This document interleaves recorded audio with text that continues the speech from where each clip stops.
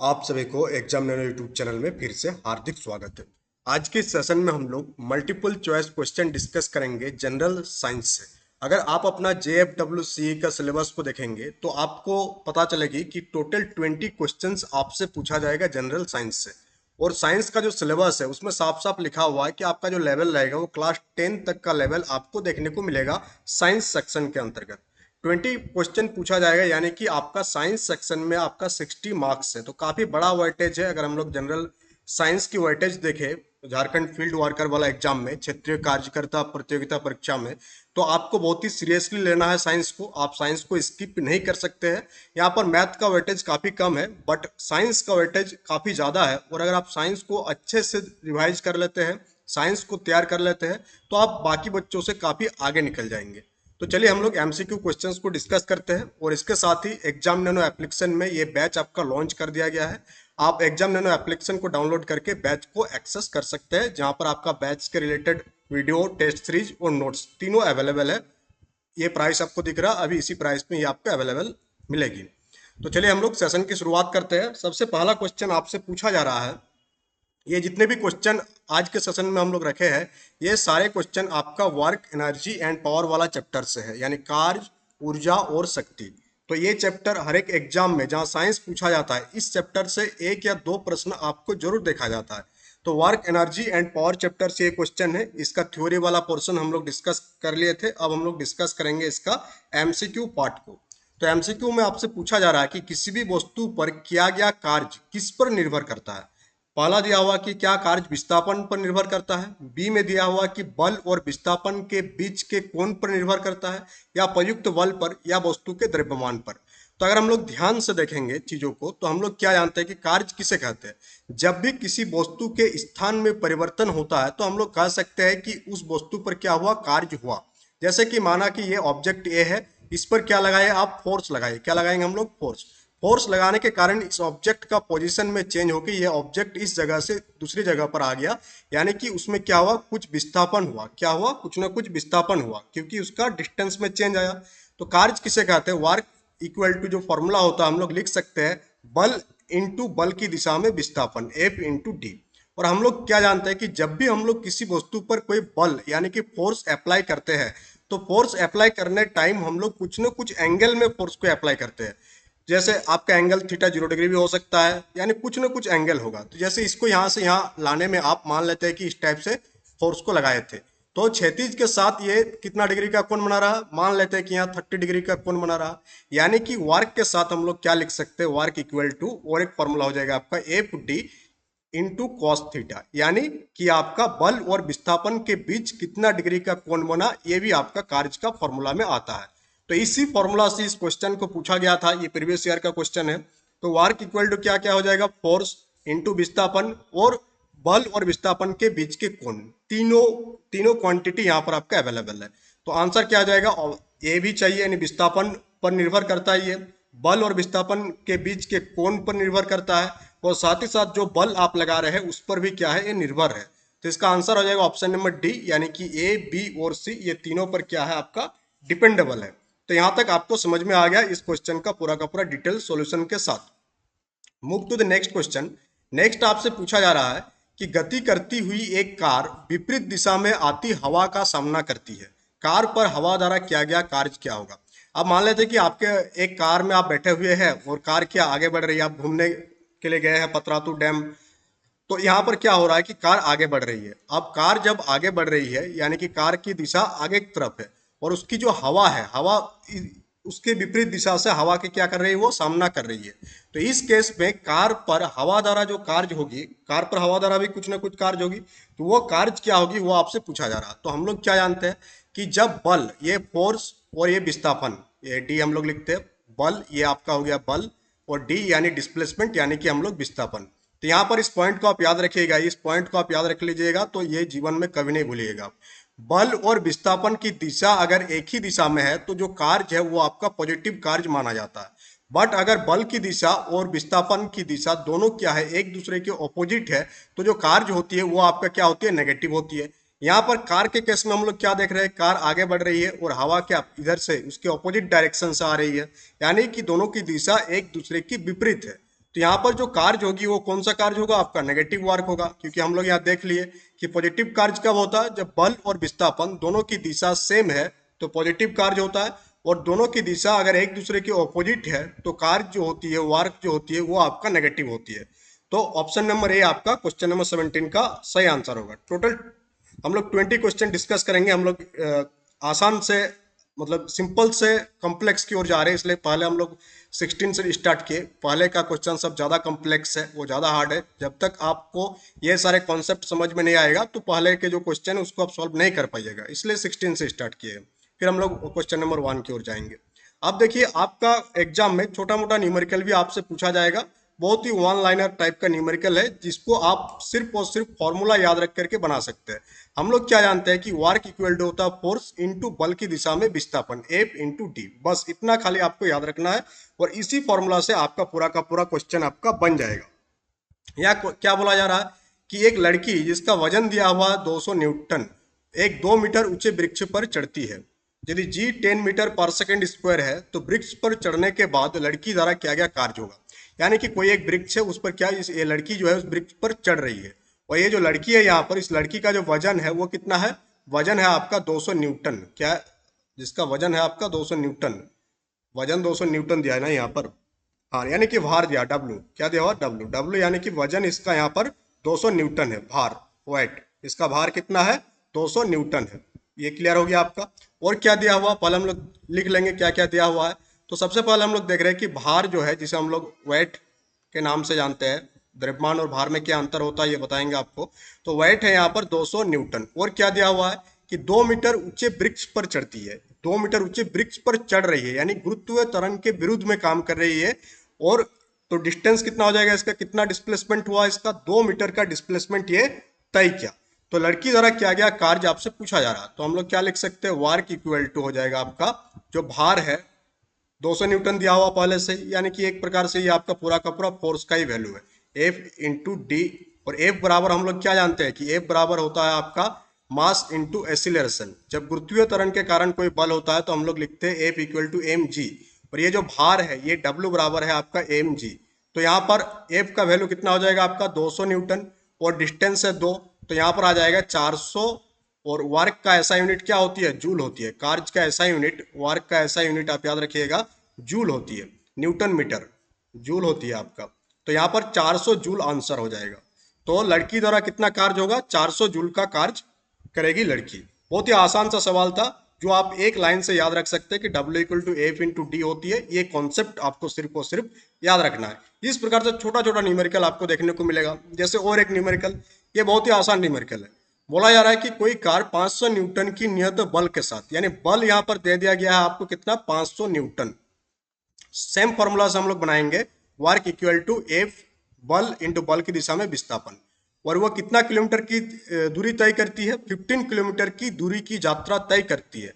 तो कार्य की गणना कीजिए, आपको वर्क निकालना है। तो यहाँ पर डिस्प्लेसमेंट दिया हुआ 15 किलोमीटर। और हम लोग क्या जानते हैं कि जब हम लोग वर्क, कार्य का यूनिट क्या होती है, आपका कार्य का यूनिट ऐसा यूनिट क्या होती है, उसको हम लोग यहाँ डेरिव करके आपको बता रहे हैं कि फोर्स इंटू डी। और बल का ऐसा यूनिट क्या होता है, न्यूटन। और विस्थापन का ऐसा यूनिट क्या होता है, मीटर। यानी कि जब भी हम लोग कोई कार्य की गणना करेंगे तो हम लोग न्यूटन मीटर के फॉर्मेट में करेंगे। और न्यूटन मीटर को ही हम लोग क्या कहते हैं, जूल कहते हैं। क्या कहते हैं, जूल। एक जूल किसे कहते हैं, जब किसी वस्तु पर 1 न्यूटन का बल लगाने पर उसमें 1 मीटर का डिस्प्लेसमेंट आता है तो हम लोग कहते हैं कि 1 जूल कार्य हुआ। तो यहाँ पर जो डिस्प्लेसमेंट है वो आपका किलोमीटर में दिया हुआ, इसको आप मीटर में चेंज कीजिएगा। तो हम लोग क्या जानते हैं कि 1 किलोमीटर में 1000 मीटर होता है। तो 15 इंटू 1000 हो जाएगा आपका, यानी कि डिस्प्लेसमेंट हो जाएगा आपका 15,000 मीटर। कितना डिस्प्लेसमेंट होगा, 15,000 मीटर। क्यों, क्योंकि हम लोग क्या जानते हैं कि 1 किलोमीटर बराबर होती है 1000 मीटर। ये छोटी छोटी आपका जो यूनिट है, इन सारे यूनिट को आप याद रखिएगा कि 1 मीटर में कितना सेंटीमीटर होता है, मिलीमीटर, ये सब। अब आप फॉर्मूला में पुट कर देंगे, W इक्वल टू होता है फोर्स इंटू डिस्प्लेसमेंट। फोर्स आपको पहले से दिया हुआ 500 और डिस्प्लेसमेंट यहाँ पर आपका है 15,000 मीटर। आप 15 5 जा होता है 75। नंबर ऑफ जीरो आप काउंट कर लेंगे, 1 2 3 4 5, 1 2 3 4 5 जूल। वर्क का ऐसा यूनिट क्या है, जूल। तो 75 के बाद कितना जीरो है, 1 2 5 जीरो है, तो 1 2 ऑप्शन नंबर सी। तो सी इसका सही उत्तर हो जाएगा। आप समझ में आया आपको कि किस प्रकार से इस टाइप की न्यूमेरिकल आपको सॉल्व करना है अगर आपसे पूछ लिया जाए। क्वेश्चन नंबर 20 आपसे पूछा जा रहा है कि यदि कोई वस्तु वृत्ताकार पथ में घुमाई जाती है तो उस पर किया गया कार्य। अब कोई वस्तु है, कोई ऑब्जेक्ट है, उसको आप कोई सर्कुलर मोशन में क्या कर रहे हैं, उसको घुमा रहे हैं, तो उस केस में कार्य कितना होगा। तो हम लोग क्या जानते हैं, जब कोई ऑब्जेक्ट सर्कुलर मोशन में मूव करता है तो उसका जो इनिशियल पॉइंट होता है और फाइनल पॉइंट जो होता है, इनिशियल जहां से आप उसको घुमाना चालू करेंगे और सर्कुलर होने के कारण फिर से वो वहीं पर आ जाएगा। इनिशियल पॉइंट और फाइनल पॉइंट सेम हो जाएगा। क्या हो जाएगा, सेम हो जाएगा। और जब किसी चीज कोई दूरी तय करता है और उसका इनिशियल पॉइंट और फाइनल पॉइंट सेम होता है, उस केस में जो डिस्प्लेसमेंट होता है आपका, यानी कि जो विस्थापन होता है, वो क्या हो जाएगा, आपका जीरो हो जाएगा। क्या हो जाएगा, जीरो। तो कार्य क्या हो जाएगा, हम लोग क्या जानते हैं, W equal to force into displacement. और यहाँ पर डिस्प्लेसमेंट ही जीरो हो गया तो कार्य क्या हो जाएगा, आपका जीरो हो जाएगा। तो उस केस में आपका कार्य क्या हो जाएगा, शून्य हो जाएगा। समझ में आ रहा है आपको, बहुत ही आसान लेवल पर आपको बता दिया यहाँ पर। जस्ट मिनट, यहाँ पर इसका कार्य आपका शून्य ही होगा।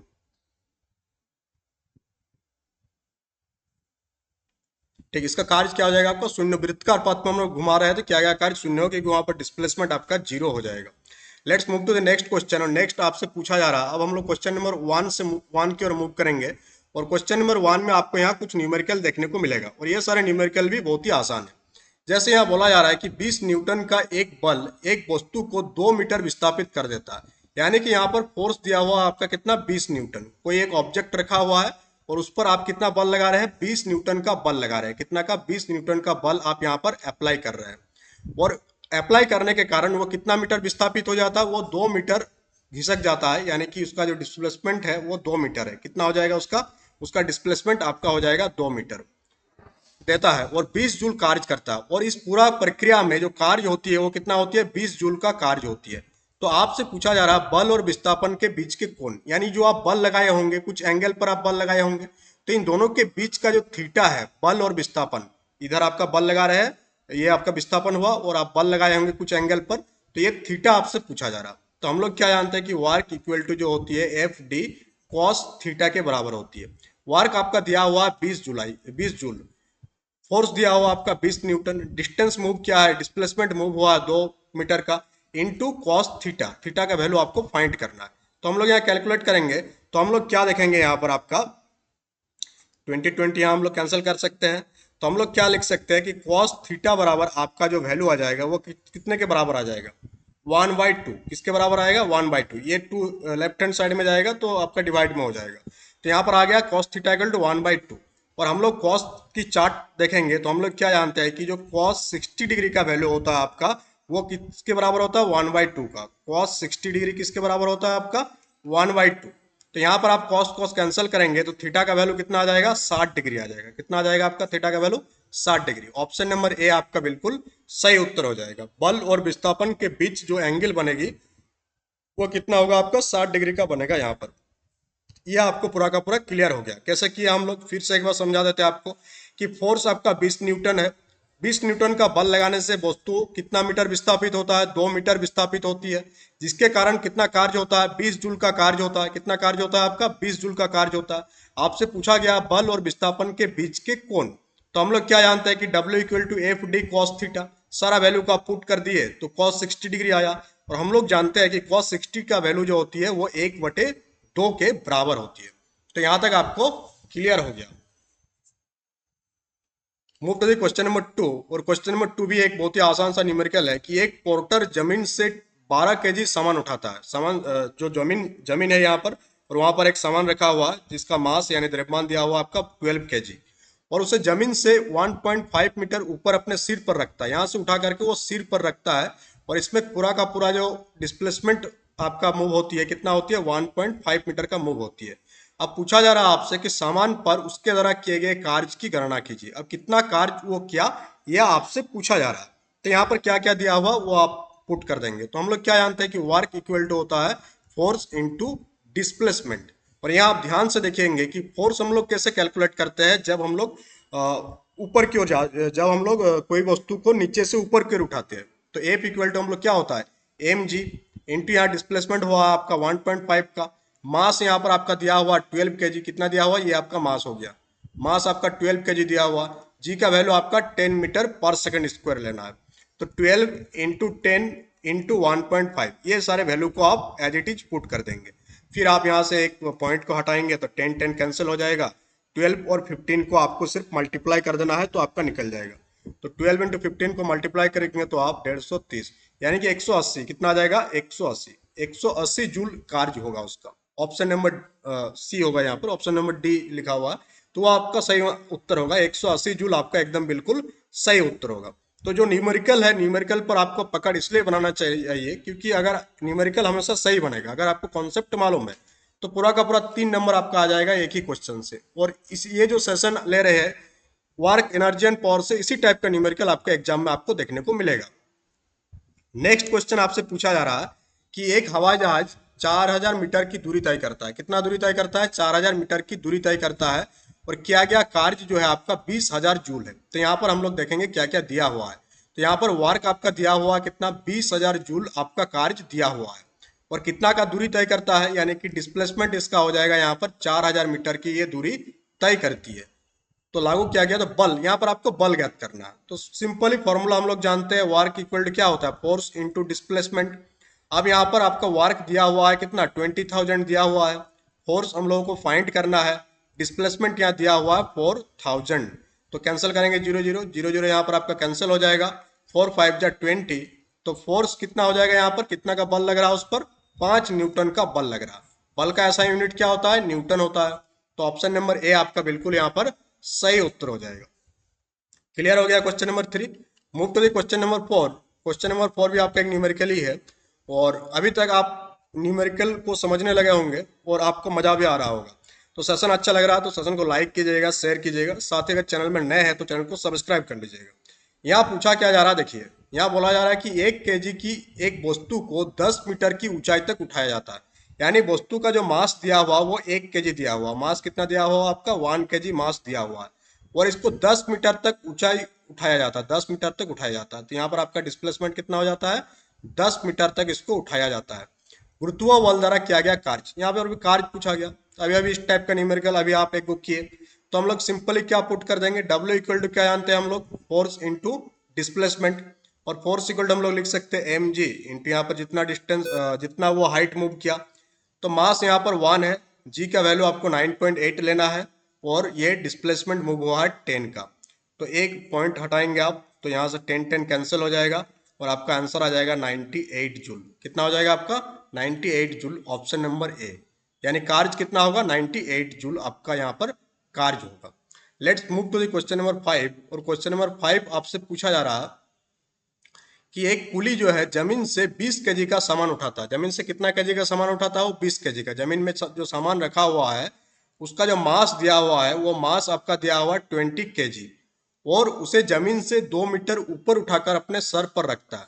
जमीन से कितना मीटर ऊपर उठाता है, ये 2 मीटर ऊपर उठाता है। तो ये हो गया आपका 2 मीटर। सामान पर उसके द्वारा किए गए काम की गणना करें, आपको पता करना है वर्क क्या हुआ। तो सिंपली यहाँ भी वही सब चीज दिया हुआ है, मास आपका 20 केजी दिया हुआ है, इसका जो डिस्प्लेसमेंट है वो 2 मीटर दिया हुआ है आपको, जी का वैल्यू 10 मीटर पर सेकंड स्क्वायर गिवन है। तो सिंपली हम लोग जो फॉर्मूला भी देखे, W equal to force into displacement, force equal to हम लोग लिख सकते हैं mg इंटू डिस्प्लेसमेंट 2 दिया हुआ आपका, मास 20, जी का वैल्यू 10 और 2, पूरा का पूरा कैलकुलेट करेंगे आप तो 400 जूल, कितना आ जाएगा आपका, 400 जूल इसका आंसर हो जाएगा। क्वेश्चन नंबर 5 का आंसर ऑप्शन नंबर सी होगा। कैसे होगा आपको पता चल गया। अभी तक इस टाइप का क्वेश्चन बहुत सारे कर लिए होंगे आप। अब यहाँ बोला जा रहा है कि जब कोई वस्तु बल की दिशा में 1 मीटर की दूरी पर 1 न्यूटन बल के द्वारा चलती है तो किए गए कार्य की मात्रा क्या होगी। तो यहाँ बोला जा रहा है कि 1 मीटर की दूरी पर 1 न्यूटन का बल, यानी कि डिस्प्लेसमेंट का वैल्यू है 1 मीटर, बल लग रहा है कितना, 1 न्यूटन। तो जब आपका बल लगेगा 1 न्यूटन जिसके कारण डिस्प्लेसमेंट होगा 1 मीटर, तो उस टाइम जो कार्य होगा वो किसके बराबर होगा, 1 जूल के बराबर होगा। अभी अभी हम लोग डिस्कस किए थे। तो यहाँ पर क्या हो जाएगा, वर्क कितना होगा, 1 जूल के बराबर होगा। 1 जूल का डेफिनेशन यही होता है कि जब किसी ऑब्जेक्ट पर हम लोग 1 न्यूटन का बल लगाने पर उसमें 1 मीटर की डिस्प्लेसमेंट आती है, तो जो कार्य होती है वो 1 जूल के बराबर होती है। Let's move to the question number 7। और क्वेश्चन नंबर 7 यहाँ आपसे पूछा जा रहा है कि 10 किलोग्राम वजन वाले सूटकेस को उठाकर कितना 10 किलोग्राम वजन का एक सूटकेस को उठाकर एक प्लेटफॉर्म पर खड़े यात्री द्वारा किया गया कार्य कितना होगा। तो ये बहुत ही जनरल क्वेश्चन है और इसका आंसर 0 होता है। कैसे होता है यहाँ बता रहे हैं आपको। यहाँ मास है कितना 10 kg, कितना है 10 kg। सूटकेस को उठाकर वो प्लेटफॉर्म पर क्या है, खड़े हैं, वो कहीं मूव नहीं कर रहा। तो यहाँ पर यहाँ पर मान लेते ये ऑब्जेक्ट है और ये प्लेटफॉर्म पर खड़े हैं। अब ये जो है आपका जो एंगल बनाएगी, कितना डिग्री का एंगल बन रहा है यहाँ पर आप देखेंगे तो फोर्स एंड डिस्प्लेसमेंट के बीच यहाँ पर जो एंगल बनती है वो थीटा इक्वल टू होता है आपका 90 डिग्री के बराबर। किसके बराबर होती है, आपका 90 डिग्री के बराबर होता है। तो इस केस में आपका वर्क इक्वल टू हो जाएगा force F into displacement F d cos theta. अब एफ डी को छोड़िए आप, सीधा कॉस थीटा से हम लोग सॉल्व कर देंगे इसको। थीटा का मान आपका 90 डिग्री हो जाएगा क्योंकि वो खड़े हैं, तो पूरा का पूरा थीटा 90 डिग्री और कॉस 90 डिग्री का वैल्यू होता है 0, तो वार्क क्या हो जाएगा आपका 0 हो जाएगा। तो इसलिए बोला जाता है कि कुली जब सूटकेस को ऊपर उठाता है सिर के ऊपर तो कोई भी कार्य उस पर नहीं होता। एक मिनट जस्ट मिनट, यहाँ थीटा आपका 90 डिग्री नहीं होगा, सॉरी। थीटा जो है आपका 180 डिग्री होगा। कितना होगा 180 डिग्री। जब वो खड़े हैं पूरा का पूरा तो थीटा 180 डिग्री होगा कि जो बल और विस्थापन के बीच जो एंगल बनेगा वो कितना बनेगा टोटल। यहाँ आप ध्यान से देखेंगे, यहाँ पर छूट गया, थोड़ा सा मिसमैच हो गया। तो यहाँ पर थीटा कितना होगा आपका 180 डिग्री होगा और कॉस 180 डिग्री का जो वैल्यू होता है, नहीं ठीक था लगता है आई थिंक, हाँ ये ठीक है। कॉस 90 डिग्री का वैल्यू आपका 0 होता है, 180 डिग्री -1 हो जाता है। ठीक है, ये आपका थीटा इक्वल टू 90 डिग्री होगा। थीटा इक्वल टू क्या होगा आपका 90 डिग्री होगा ये। तो कॉस 90 का वैल्यू कितना होता है 0, तो इसलिए जो कार्य होगी इस पर कितना होगा आपका 0 जूल आपका यहाँ पर कार्य होगा। ऑप्शन नंबर बी आपका सही उत्तर है। यह बोला जा रहा है कि एक वस्तु पर बल लगाने के बावजूद भी किया गया कार्य शून्य होगा यदि उसका विस्थापन क्या हो। यानी कोई वस्तु पर आप बल लगा रहे हैं और वो बल लगाने के बावजूद भी उसका कार्य क्या है 0 है। कब 0 होगा, जब उसका विस्थापन क्या होगा, जब उसका विस्थापन आपका शून्य होगा तब उसका कार्य 0 होगा। जैसे मान लेते हैं कि कोई बल लग रहा है किसी ऑब्जेक्ट पर, किसी ऑब्जेक्ट पर आप बल लगा रहे हैं बट उसमें क्या हो रहा है, कोई भी डिस्प्लेसमेंट नहीं हो रहा है। जैसे कि एग्जाम्पल, अगर आप दीवार पर धक्का मारेंगे तो दीवार पर तो आप बल लगा रहे हैं, बहुत ज्यादा बल लगा रहे हैं, बट दीवार में कोई विस्थापन आ रहा, विस्थापन नहीं आ रहा। विस्थापन नहीं आ रहा है यानी कि डी इक्वल टू 0। तो उस केस में आपका कार्य क्या होगा, कार्य आपका क्या होगा, आपका फोर्स इंटू डी होता है। तो यहाँ कार्य आपका 0 होगा। तो कब 0 होगा, जब विस्थापन आपका शून्य होगा। तो ऑप्शन नंबर डी आपका बिल्कुल यहाँ पर सही उत्तर हो जाएगा। Let's move to the question number 9। Session को लाइक और शेयर भी करते रहिएगा। 9 आपसे पूछा जा रहा है कि एक लड़का 120 न्यूटन भार के एक बक्से को 2 मीटर की ऊंचाई तक उठाता है, तो उसके द्वारा क्या गया कार्य। बहुत ही आसान क्वेश्चन। फोर्स आपको दिया हुआ कितना 120 न्यूटन दिया हुआ है और उसमें कितना मीटर तक कितना मीटर की ऊंचाई तक उठाता है 2 मीटर, यानी कि डिस्प्लेसमेंट आपका 2 मीटर। वार्क आपको निकालना है, work equal to force into displacement. Force यहाँ पर है आपका दिया हुआ 120, डिस्प्लेसमेंट आपका 2 मीटर, तो 12 दूनी 24, तो 240 जूल। कितना आंसर हो जाएगा इसका 240 जूल। ऑप्शन नंबर सी आपका सही उत्तर हो जाएगा। Move to the question number 10। कार्य करने की क्षमता को क्या कहलाते हैं। तो आप एक चीज याद रखिएगा कि कार्य करने की दर, कार्य करने की दर को हम लोग क्या कहते हैं, शक्ति कहते हैं। शक्ति का होगा, शक्ति हो जाएगा आपका कार्य करने की दर, यानी जिस रेट पर कार्य हो रही है उसे हम लोग पावर कहते हैं। कार्य करने की दर, कार्य करने की दर को हम लोग क्या कहते हैं, शक्ति कहते हैं। यानी शक्ति बराबर हो जाता है आपका कार्य बाय समय, कार्य बाय समय, यानी कितना समय में हम लोग कितना कार्य किए वो होती है आपका पावर। और कार्य करने की क्षमता यानी कार्य करने की कैपेसिटी, कार्य करने की कैपेसिटी को हम लोग ऊर्जा कहते हैं। क्या कहते हैं, ऊर्जा। और तो यहाँ पर ऑप्शन नंबर सी आपका बिल्कुल सही उत्तर हो जाएगा। क्वेश्चन नंबर 11 आपसे पूछा जा रहा है कि यदि कार्य का मान धनात्मक हो तो जिस निकाय पर कार्य हो रहा है उसकी ऊर्जा का ह्रास होगा, शून्य होगा, नियत होगा या वृद्धि होगी। तो अगर कार्य आपका पॉजिटिव होगा, कार्य अगर पॉजिटिव होगा तो उसकी ऊर्जा में भी क्या होगा, आपका वृद्धि होगा। तो ऑप्शन नंबर डी आपका बिल्कुल सही उत्तर होगा। क्वेश्चन नंबर 12 आपसे पूछा जा रहा है कि बल द्वारा किया गया कार्य जो है आपका धनात्मक है, यानी किसी वस्तु पर, कोई ऑब्जेक्ट पर बल लगाया गया और उससे क्या हुआ, जो कार्य हुआ, और वो जो कार्य हुआ वो कार्य आपका क्या हुआ, पॉजिटिव हुआ। तब कब होगा, जब विस्थापन बल की दिशा में होता है, विस्थापन बल के लंबवत होता है। ये तब होता है जब विस्थापन बल की दिशा में होती है, यानी ऑप्शन नंबर ए आपका बिल्कुल सही उत्तर हो जाएगा। Move to the question number 13। और क्वेश्चन नंबर 13 आपसे यहाँ पूछा जा रहा है कि कार्य शून्य होने की स्थिति में विस्थापन और लगाए जाने वाले बल के बीच का कोण कितना होगा। यानी कि जब वार्क जीरो होगा, किस केस में, जब थीटा कितना होगा। अभी अभी हम लोग देखें, जब थीटा आपका 90 डिग्री होगा। क्यों? क्योंकि हम लोग क्या जानते हैं कि cos 90 का जो वैल्यू होता है वो जीरो होता है। और हम लोग क्या जानते हैं, W इक्वल टू होता है F T into cos theta, और एफ डी कॉस 90 डिग्री। तो cos 90 डिग्री जीरो, तो वार्क क्या हो जाएगा आपका, जीरो हो जाएगा। तो ऑप्शन नंबर सी आपका बिल्कुल यहाँ पर सही उत्तर हो जाएगा। Move to the question number 14। और क्वेश्चन नंबर 14 ये आपसे पूछा जा रहा है कि 20 न्यूटन का बल किसी वस्तु पर कार्य कर रहा है। तो बल कितना कार्य कर रहा है, फोर्स कितना कार्य कर रहा है, 20 न्यूटन। वस्तु बल की दिशा में 4 मीटर के माध्यम से विस्थापित होती है। डिस्प्लेसमेंट यहाँ दिया हुआ है आपका 4 मीटर। तो क्या गया, कार्य कितना होगा। तो W इक्वल टू, अभी अभी हम लोग देखे, फोर्स इंटू डिस्प्लेसमेंट। तो फोर्स यहाँ पर आपका 20 है, डिस्प्लेसमेंट 4 हो रही है, तो यहाँ पर आंसर हो जाएगा आपका 80 जूल। कितना हो जाएगा आपका, 80 जूल। आप यूनिट पर यहाँ ध्यान देंगे, सभी का आंसर 80 था बट यूनिट अलग अलग था। तो हड़बड़ी में हो सकता है कि आप वाट मार्क आए, पास्कल मार्क आए, न्यूटन मार्क आए, बट आंसर क्या होगा, जूल। और सही आंसर को सबसे लास्ट में रखा है एग्जामिनर। क्वेश्चन नंबर 15 पूछा जा रहा है आपसे कि एक मजदूर भूमि से 15 केजी का सामान लेता है और उसे भूमि से 1 मीटर ऊपर अपने सिर पर रखता है। उसके द्वारा सामान पर किए गए कार्य की गणना कीजिए। तो ये भी बहुत ही आसान है, अभी अभी हम लोग डिस्कस किए कि वर्क इक्वल टू क्या होती है, फोर्स इंटू डिस्प्लेसमेंट। और फोर्स इक्वल टू हम लोग लिख सकते हैं एम जी इंटू डिस्प्लेसमेंट दिया हुआ 1 मीटर। मास है यहाँ पर 15, जी का वैल्यू आपको 10 लेना है इंटू 1। तो यानी कि आपका कितना आ जाएगा, 150 जूल। कितना आ जाएगा, 150 जूल। ऑप्शन नंबर बी आपका बिल्कुल सही उत्तर हो जाएगा। और क्वेश्चन नंबर 16 हम लोग पहले ही डिस्कस कर चुके हैं। तो इस प्रकार से हम लोग टोटल 20 क्वेश्चन आज हम लोग डिस्कस किए। Work, energy and power. आपका एग्जाम में भी इसी प्रकार के क्वेश्चन देखने को मिलेगा। कम्प्लेक्स, सिंपल से लेकर के कॉम्प्लेक्स सारे कॉन्सेप्ट को इसमें ऐड किया गया। तो कोई भी दिक्कत आपको नहीं आना चाहिए। और कोई भी दिक्कत या डाउट हो तो कमेंट बॉक्स में कमेंट करके लिखिएगा, तो आपका प्रॉब्लम का सोल्यूशन वहां पर किया जाएगा। तो चलिए हम लोग मिलते हैं नेक्स्ट क्लास में। और साथ ही एप्लीकेशन को डाउनलोड करके आप बैच को एक्सेस कर सकते हैं। बैच में अभी स्पेशल प्राइस चल रही है, इस प्राइस में आप बैच को अभी एक्सेस कर सकते हैं। बाद में हो सकता है कि इसका प्राइस जो है इंक्रीज हो जाए। इसमें हम लोग सारे टॉपिक को आपको कवर कराएंगे। और आपका टेस्ट सीरीज भी इसमें आपका अवेलेबल है, जिसमें टोटल 15 टेस्ट सीरीज आपको प्रोवाइड कराया जाएगा। तो चलिए मिलते हैं नेक्स्ट क्लास में। Thank you for attending the class.